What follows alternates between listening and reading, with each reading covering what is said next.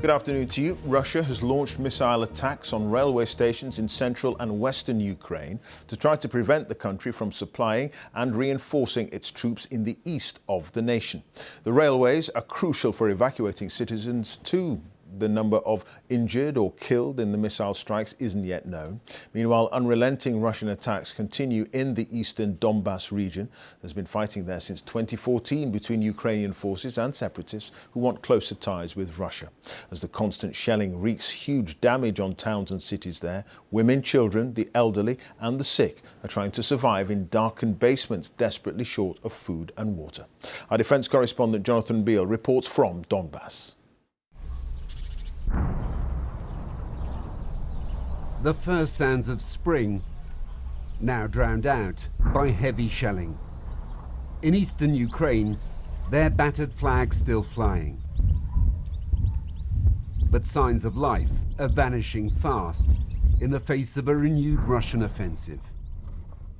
Russia's making small gains, but creating widespread chaos and devastation right across the region. Most have already fled the towns and cities of the Donbass. It's the few, like Valentina, who've stayed behind. We found her trying to find food during a lull in the fighting. Of course, it's dangerous. Everybody is scared. Now we are even afraid of silence. You never know what will happen next. This is now her home. Lysychansk has become an underground city. She shares a dark, dank shelter with another 50 people. They say they're running out of clean water and food. And some don't even care which side is winning. My brain hurts. 2 idiots are fighting, 2 old men. All of them are guilty. All of them.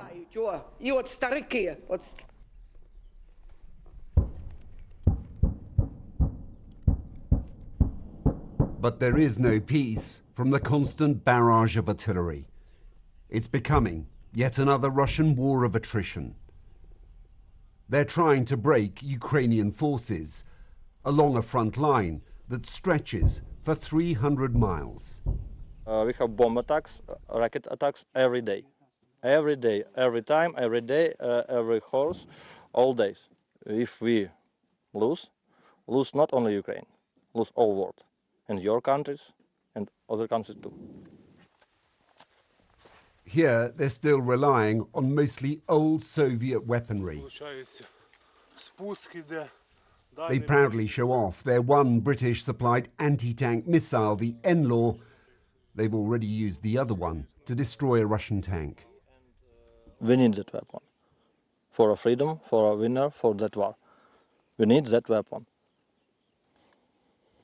And when we have more that weapon, war is ending.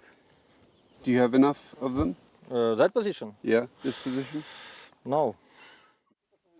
Ukrainian forces have been holding the line here since 2014 against Russian-backed separatists.